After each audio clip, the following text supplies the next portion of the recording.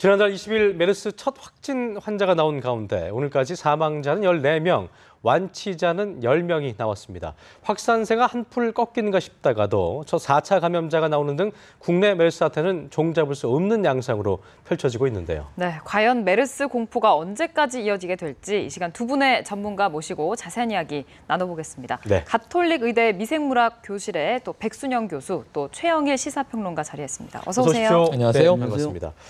메르스 발생 초기에는요, 3차 감염자 없을 것이다 이렇게 정부가 예상했었는데 이제는 뭐 3차는 물론이고 오늘 4차 감염자가 나왔다는 보도를 저희가 해드렸었는데 먼저 평론가님, 지금의 메르스가 확산되고 있는 상태를 좀 정리를 좀 해주시죠. 상태가요 좀 잦아드는 듯 했습니다. 예. 잦아드는 듯 하다가 이번 주 들어서 20여 명이 늘었다가 그다음에 8명으로 줄어서 잦아드는가 했더니 10여 명이 됐다가 어제가 확진자가 4명이 늘었어요. 네. 그럼 이 정도면은 이제 정부가 예상했던 12일을 기점으로 해서 잦아드는 것이 맞구나. 이제 네. 삼성 서울병원만 잘 통제되고 네. 또 다른 제3차 유행만 벌어지지 않으면 잦아들겠구나 했는데 오늘 또 10여 명이 늘어버렸습니다. 예. 그러니까 이게 추이가 지금 이번 주는 좀 업다운이 심해서 오르락내리락 한다고 봐야 될 것 네, 같고요. 네. 절대 이번 주말, 다음 주 초까지도 안심하기는 어려운 상황으로 보여지는데 이 제일 핵심은 이거예요. 138명입니다. 확진자가. 물론 이제 퇴원자도 나오고 있어요. 네. 10명. 사망자는 14명. 지금 현재로 이제 사망률을 보면 한 자리 수치였다가 오늘자로 10.1%의 사망률을 보이고 있습니다. 네. 예. 절대로 안심할 상황은 아니죠. 지표로 봤을 때도. 네. 근데 제일 중요한 것은 3차 감염은 절대로 나오지 않을 것이다. 그다음에 두 가지의 이제 위험성이 더 통제돼야 되는데 공기 감염은 없다. 지금 WHO가 조금 다른 얘기를 했죠. 그리고 또 하나는 지역사회 확산은 없다. 지금까지의 감염은 병원 내 감염이다. 네. 근데 지금 137번 환자를 좀 문제시해야 됩니다. 이분 구급차 운전하시던 네. 분이거든요. 그러니까 환자를 이송하는 일이었는데 이런 질문을 던져봐야 돼요. 앰뷸런스는 병원 내입니까? 병원 외입니까? 그러게요. 이거 앰뷸런스가 병원 내라면 아직까지 병원 내 감염인 것은 맞습니다만 앰뷸런스를 우리가 교통수단의 일환으로 보고 병원 외로 본다면 병원에 감염자가 나왔다고 또 봐야 되는 거죠. 이런 네, 문제가 네. 하나 있고요. 이분이 4차 감염자라는 게 문제입니다. 그렇죠. 네. 이송하던 환자가 3차 감염자였는데 그분으로부터 옮았으니까 4차 네. 감염이 발생했단 말이에요. 근데 이 추세가 앞으로 또 나타날 것인가 굉장히 위험한 지점이고요. 예. 이 부분만 잘 통제할 수 있다면 3차 감염까지는 잦아드는 기류가 맞았는데 네. 이번 주말과 주초 지금 예. 이제 보건당국이 안심할 수 없는 상황이 된 것 같습니다. 네. 네, 4차 없을 거라 그랬는데 4차 환자가 나왔으니까 5차, 6차 계속 나올 수 있지 않을까 좀 불안합니다, 교수님. 글쎄요, 어떻습니까? 지금으로서는 뭐 4차, 5차 뭐 그런 거는 큰 의미가 없고요. 네네. 지금 말씀하신 것처럼 그런 부분에 지금 지역사회 감염이냐 아니면 앰뷸런스가 이 중간이냐 아니냐 뭐 이런 부분에 있어서 네. 좀 더 생각해야 될 부분은 감염원을 우리가 알 수 있는 지금 확진이냐 하는 것이 더 큰 문제이겠죠. 예. 즉 지금 이 앰뷸런스 아니라 할지라도 감염원이 그 환자 돌아가신 할머니였었거든요. 예, 경희대 강동병원에서부터 건대병원까지 이송하는 과정 중에서 예. 그 할머니가 굉장히 좀 상태가 위중했었어요. 그리고 바로 돌아가셨고 얼마 있어서.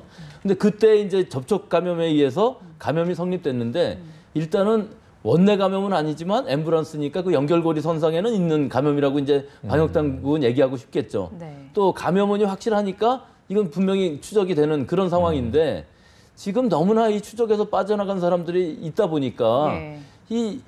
그 감염원 자체를 모르는 사람이 만약에 지역사회에서 생긴다 그러면은 그것이 4차인지 5차인지를 모르는 상황이겠죠. 그때쯤 되면 예, 몇 번을 거쳐서 지금 확진 환자가 나왔는데 감염원이 오리무중이다. 이런 상황이 안 되길 바라고 만약에 그런 상황까지 간다 할지라도 뭐 WHO에서 얘기하는 부분들도 그런 산발적인 것은 나올 수 있으니까 우리가 완전히 환자가 없어져 갖고서 환자가 제로가 된 다음에 12일 혹은 14일 뭐 지금으로 봐서는 더 되는 것 같아요.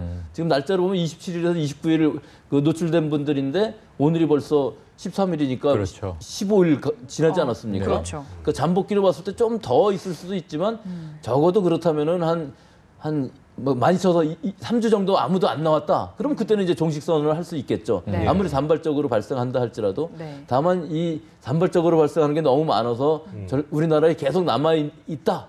그런 상황만 안 되기를 좀 빌겠습니다. 교수님께서 전문가시니까 제가 질문을 드려보겠습니다. 이게 그 137번 환자가 4차 감염자가 됐는데 할머니와 같은 공간에 있긴 했지만 어쨌든 할머님께서 뭐 직접적으로 우리가 이제 그 전파 감염 경로가 어떤 비말 감염이나 또는 뭐 지금 한간에 돌고 있는 공기 감염 같이 접촉을 하지 않았었다면은 걸리지 않을 수 있지 않을까 싶은데 그게 걸렸다는 게 좀 글쎄요, 궁금한 그거는 꼭 거죠. 그렇지는 않을 것 같습니다. 어떤 예상해 우리 볼 수 상황을 있을까요? 보면은 이분이 119의 운전 기사님이 아니고 맞아요. 사설 그 그쵸, 민간이죠. 앰뷸런스의 예. 운전 기사님은 네. 보통 이 침대에서 이렇게 옮기시고 그럴 때 직접 많이 하십니다.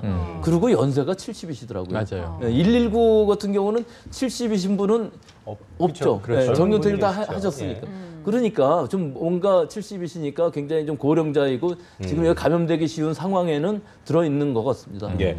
자, WHO가 오늘 조사팀이 발표를 했죠. 그 아까도 뭐 평론가께서 말씀하셨지만 그 지역사회 전파 증거는 없다라고 밝히면서도 대비를 해야 된다 이렇게 좀 모호하게 말을 했는데요. 이게 그러니까 이런 어떤 근거로 이 같은 평가를 내린 건지 좀 생각을 해볼 수 있을까요? 예, 지금 제가 말씀드린 부분하고 뭐 일맥상통하는 얘기인데요. 이 WHO에서 지금 생각하기에는 분명히 공기 감염은 아니라는 건 알고 있죠. 네. 다만 지금 우리가 추적하고 있는 환자들 숫자가 의심 환자들 숫자가 너무 많아지다 보니까 또 계속 환자들이 그 추적에서 빠져나가신 분들이 생기다 보니까 예. 지역사회 우리가 모르는 사이에 이제 지역사회로 가는 부분이 분명히 생길 거다 하니까 그 선제적으로 그 부분을 예상을 하고 대응을 해야만 된다 하는 것이 WHO의 생각이고 아마 이것은 일어나는 일로는 보입니다. 언젠가는. 예. 네, 우리는 이제 누가 아프면 병문안 당연히 꼭 가잖아요. 그렇죠. 근데 WHO 얘기를 들어보니까 이런 병문안 문화라든지 아니면 병원 쇼핑 이런 것 때문에 메르스가 더 확산하는 계기가 됐다 이렇게 얘기를 하더라고요. 그거는 이것이 주 요인인지 아니면 부수적 요인인지는 뭐 좀 따져봐야 알겠습니다만 네. 요인 중에 하나인 것은 명확해요. 제 생각에는. 이게 지금 우리나라의 특성이 지금 병원 내 감염으로 중동과는 다르게 급속하게 퍼졌다. 네. 그다음에 지금 이제 또 이 감염 경로에 대해서 좀 의심되는 분이 외래 환자가 한 분 있었죠. 삼성서울병원에 정형외과를 갔는데 응급실 옆에 있다는 거죠. 화장실이 감염 경로냐. 네. 이분은 여성분이고 그 옮긴 그러니까요. 환자는 남성분인데 근데 또 남녀 화장실을 청소하시는 분들은 왔다 갔다 하신단 말이에요. 그러니까 여러 매개가 가능해요. 우리나라 병원이. 그만큼 통제 불능의 복잡성이 있는 곳이 병원 시스템이기도 하고 말씀하신 대로 제일 문제는 환자와 간병인 그리고 환자 가족들의 병원 이용 행태입니다. 제가 보기에는요. 사실 응급실에는요. 통제가 돼야 마땅한데 이제 와서야 우리가 국민안심병원 해서 87개 병원이 지금 이제 신청을 하고 여기서는 이제 폐질환 관련해서는 감염 가능성이 있는 환자와 그렇지 않은 일반 외상 환자들을 분리해서 대응한다는 거잖아요. 네. 이것이 원래 돼 있었어야 마땅한 것이 아닌가라고 우리가 생각을 해야 되고요. 사실 응급실에 누가 뭐 아이가 다리가 좀 부러져서 뭐 삐어서 응급실에 가 있다. 그러면은 뭐 이 사돈의 팔촌까지 우르르 몰려가는 그런 그렇게 문화고 하죠. 네. 응급실을 통제하면 또 병원은 매뉴얼이 다 있긴 있습니다만 예. 매뉴얼이 지켜지지 않는다는 게 문제죠. 나 가족이야 그러고 들어가는데 그걸 누가 맡겠습니까? 막무가내로 이제 들어가죠. 네. 침상까지도 막 들어가고 또는 이게 우리나라가 이게 의료보험 체계 문제 때문이라고 보지만 1인실, 2인실은 비싸잖아요. 네. 다인실에 가야 보험 적용이 또 되잖아요. 그렇죠. 그 6인실, 8인실 이런 데 자리가 나면 병상을 또 옮긴단 말입니다. 네. 이 대기했다가. 예. 근데 거기에 또 가족들이 오죠. 또 이제 가족들만 갑니까? 친구들도 가죠. 아는 지역사회 뭐 주민들도 가죠. 또 이제 종교 단체 같이 있는 분들도 또 문병 가죠. 여러 가지들 보면 또 뭐 뭔가 이제 요즘에는 이 대형 병원 가시면은 꽃 받지 않습니다. 이런 데도 있거든요. 그러니까 사실 여러 가지 감염의 위험성이 있는 또 물품들도 들고 갑니다. 네. 또 집에서 이불도 싸가지고 같이 먹고 자기도 하죠, 그렇죠. 가족이. 그러니까 이런 것들은 해외에서 굉장히 좀 드문 경우고요. 우리나라가 첨단 의료 기술을 가지고 있는 게 명확함에도 불구하고 이 어찌 보면 가족 중심의 이 환자를 좀 잘 케어하려고 하는 전통적인 우리 문화가 이 메르스와 같은 신종 바이러스에 대해서는 굉장히 좋지 않은 영향을 준 것은 명확하다. 예. 이렇게 볼 수 있기 때문에요. 또 하나는 병원에 대한 불신도 문제가 있습니다. 뭐냐면 동네 의원을 잘 신뢰하지 않죠. 우리나라가 1차, 2차, 3차 의료기관으로 체계화돼 있음에도 불구하고 응급실로 먼저 달려가는 경우들이 많습니다. 네. 왜냐하면 동네에선 잘 못 봐줄 거야. 뭐 이런 예. 부분들. 또는 A병원에 가서 처방을 받고 왔는데 하루 이틀 기다려보고 낫지 않으면 네. B병원으로 또 가는 거죠. 네. 지금 이 저 평택의 경찰관만 해도 여러 병원을 전전했고요. 네. 이런 환자들이 지금 부지기수입니다. 그러니까 아까 이 교수님 말씀처럼 감염 경로를 파악하려고 해도 파악이 안 되는 거예요. A병원에서 B병원 가는 사이에 약국을 들렸고 편의점에 들려서 드링크를 하나 사 먹었다고 하면 그분이 감염 의심 환자인지도 모르고 지나간 시민들이 얼마나 많겠습니까? 그러게요. 이런 경우들을 다 우리가 통계로 포착해내고 추적할 수 없기 때문에 의외의 발병 가능성, 지금까지 지역사회 발병은 없지만 네. 발병의 가능성은 남아있다라고 볼 수 있는 위험성이 상존하는 것, 이 문화가 저는 아무리 메르스 때문에 우리가 공포에 젖었어도 하루 이틀에 바뀔 것 같지는 않습니다만 어쨌든 뭔가 이 보건당국과 네. 의료진, 병원 체계와 우리 병원을 이용하는 개인들이 이러한 것을 함께 좀 숙고해서 고쳐나가야 될 필요는 있는 것 같습니다. 그러니까 뭐 정부 입장에서도 모든 사람을 다 통제할 수 없는 그럼요. 노릇이기 때문에 개개인이 또 신경을 써야 되지 않을까 싶은데요. 그 교수님, 그 메르스 양성 반응을 받았다가 3차에서 또 음성 판정받은 이 7살짜리 초등학생이요. 원래는 뭐 10세 미만은 걱정이 없다 이렇게 얘기했다가 상당히 좀 놀랄 만한 그런 기사였는데 이렇게 음성 양성을 왔다 갔다 하는 이 이유는 뭐 어떻게 봐야 돼요? 이런 건지. 지금 다행히 음성으로 나왔는데요. 네. 이 부분은 좀 약간 길게 설명을 드리겠습니다. 일단 이 우리가 그 시료를 채취한다 할 때 혈액을 채취해서 검사한다 그러면 항상 일정하게 되겠죠. 네네. 그 이외에 여러 가지 체액들이나 이런 것들은 아주 간단히 할 수가 있습니다. 또 소화기계로 들어오는 경우에 있어서는 변이라고 그래서요. 이 분변을 채취해서 검사를 하면 되는데 네. 이 지금 호흡기 질병인 경우에 있어서는 이 가래라든지 뭐 혹은 이 기도에 있는 그 분비물 이런 네네. 것들을 채취를 해야 되는데 좀 생각을 해보십시오. 전혀 증상이 없는 어린아이의 호흡기 분비물을 지금 보통 채취하는데 가래라고 얘기하지 않았습니까? 네. 근데 가래가 안 나오는 어린아이의 이 분비물을 채취를 해서 실험을 하려고 그러면 우선 그 시료 자체가 잘못 채취가 될 수가 있습니다. 그렇죠. 또 시기적으로 봤을 때에는 처음에 이제 감염이 돼서 어느 정도 잠복기가 된 다음에 증상이 나오지 않겠습니까? 그럼 잠복기가 지나가는 동안은 바이러스는 증가는 하고 있지만 우리가 검출할 수 없는 한계에 있을 때에는 검출이 안 되는 거죠. 그러다가 어느 정도 바이러스가 이제 늘어나게 되면 증상이 안 나왔다 할지라도 양성이 나오긴 하는 겁니다. 네. 근데 거꾸로 회복되는 환자들을 보면 우리가 완전히 회복됐다 하는 기준이 네. 48시간 동안 아무 증상도 없고 이 진단을 이틀 동안 음성으로 나오면은 회복됐다 한다고 그러지 않습니까? 네. 이 기준이 뭐냐 하면은 증상이 없어지고 바이러스도 완전히 제거가 돼서 이제 이틀 동안 아무것도 안 나오는 상황.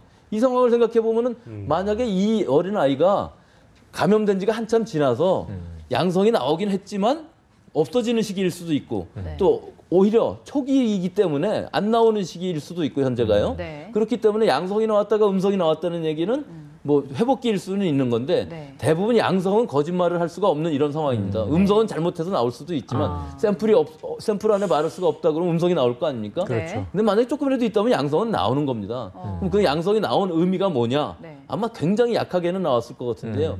이게 이제 전문 용어로는 리얼타임 RT-PCR 뭐 이런 기계로 하는 예. 건데 이게 몇 개 있는 것까지 다 나오는 기계입니다, 사실은. 그렇지만 이 숫자가 너무 작을 때에는 이게 잘 안 뜨거든요. 우리는 뜬다고 그러는데요. 그러니까 그런 부분이 있기 때문에 이 검사의 신뢰도라기보다는 네. 오히려 시기적으로 나올 때도 있고 안 나올 때도 있고 그런 부분이 있어서 지금 그 임신부 같은 경우도 그렇죠. 임산부 같은 경우도 마찬가지입니다. 양성, 그분이 만약에 양성, 그렇죠. 다 지금 알았고 마지막 단계라고 그러면은 양성이다가 또 음성으로 갈 수도 있는 거거든요. 그러면은 이 의미는 뭐냐 하면은 불연성 감염, 증상은 없지만 내 몸에 항체는 생기고 네. 바이러스는 제거됐다 하는 아주 행복한 결론에 도달할 수 있는 것인데 그러기를 바라겠습니다. 네. 두 분 다. 방금 언급하신 그 임신부 말이에요. 네, 걱정이 네. 돼서 다른 임신부인가요? 그건 다른 임신. 아, 네, 다른 임신부죠. 2주 앞당겨서 출산을 하기로 하신 분도 네. 있고 네. 또 임신부분들이 아마 걱정이 많으실 거예요. 지금 뱃속에 아이가 임신부 있으니까. 공포가 굉장히 커졌어요. 네. 이 임신부도 감염이 된 사례가 등장을 했고 이 40대니까 네. 그래도 이제 좀 이 체력에 신경을 써야 되는 경우인데 네. 물론 지금 상태는 안정적이라고 해서 다행이고요. 출산이 이달 중순이니까 며칠 안 남은 그런 상황이라 그렇죠. 예. 우선 케어를 잘하면서 출산을 이제 기다리고 있는 상태인데 문제는 공포감에 휩싸인 임산부가 많다 보니까 대전 을지대병원의 사례인데 네. 감염 환자가 아닙니다. 네. 그런데 이제 그 병원에 어쨌든 그 감염 환자가 나온 병원이죠. 입원해 있던 임신부가 보건당국과 협의하에 나는 감염 공포가 너무 무섭다. 아이를 좀 빨리 출산할 수 없겠느냐. 그래서 이 출산 예정일보다 2주 전에 네. 이 지난 9일이에요. 유도분만을 한 경우가 나왔어요. 근데 이것처럼 정말 임산부가 지금 현재 메르스 감염되지 않은 분들, 일반 임산부들도 두려워하는 게 뭐냐면 감염되면 어떡하지요? 이게 수직 감염이 되지 않겠는가, 태아에게 이것을 두려워하기 때문에 병원을 못 가는 현상이 하나 나타나 있고요. 네. 혹시라도 그 지금 이름이 떠 있는, 정보가 공개돼 있는 병원에서 진료받은 경험이 있는 임산부들은 굉장히 좀 두려워하는 게 사실이라 네. 이 임신부들에 대한 이 조금 이제 뭐랄까요, 심기 관리 이런 것들 보건당국이 많이 신경 써주셔야 될 것 같습니다. 교수님, 네. 태아로의 수직 감염 이게 가능한 겁니까? 그게 글쎄요, 궁금해요. 그게 확실치가 않고요. 중동에서 이제 여러 가지 세 종류의 케이스가 있는데 네. 그 결과가 별로 좋지 않았습니다. 결국은 우리 지금 방역 당국에서 얘기하는 것처럼 일단 그 아기를 분만을 한 다음에 제왕절개를 한 다음에 네. 처리를 하겠다 하는 것이 굉장히 좋은 방법일 수가 있는데 그것은 이제 중동의 경우하고 우리 경우하고 이제 여러 가지 그 의료 환경이 많이 다르기 때문에 그쪽 중동 쪽은 너무 열악해서 그 제왕절개하는 과정이 너무 스트레스를 받아서 아마 그 경우는 산모가 사망을 했거든요. 네. 근데 우리나라 같은 경우에서는 아마 잘 될 것으로 보이지만 오히려 잘 처리를 하고 지금 수준에서 보면은 약을 안 쓰더라도 대증 치료할 수 있는 부분만 하더라도 충분히 자연분만까지 갈 수 있기 때문에 네. 우리나라 상황에서는 좀 생각을 해봐야 되는 꼭 그 제왕절개를 해서 하는 것은 큰 정답은 아닌 것으로 보입니다. 네, 교수님 마지막으로 우리 모두가 지금 TV 보시는 분들도 그렇고 저희도 그렇고 너무너무 불안에 떨고 있거든요. 그러니까 예. 어떤 식으로 대처를 하면 된다라고 짧게 좀 정리를 해주시죠. 여기서 뭐 대처라는 건 지금까지 계속 나왔던 얘기고요. 네. 개인 위생하고 또 공기 전염이 안 되는 것하고 네. 뭐 이런 것들을 다 잘 생각해서 마스크 쓰는 것도 시민의식이긴 하지만 자기가 아플 때 마스크 쓰는 것이 좀 더 시민의식이겠죠. 네. 그런 부분을 다 잘 지킨다 그러면 아마 빠른 시간 안에 지금 WHO에서 얘기하는 것도 뭐 수주 아니라고 그러지만 네. 빠르면은 이번 달 안에라도 종식 선언이 가능할 수 있는 상황만 잘 된다면 그런 상황이기 때문에 너무 과도한 공포도 또한 무리일 것 같습니다. 아무쪼록 네. 좀 빠르게 종식이 됐으면 그렇습니다. 좋겠습니다. 네. 예, 지금까지 백준현 교수, 최영일 평론가와 함께했습니다. 오늘 말씀 고맙습니다. 예, 감사합니다. 고맙습니다.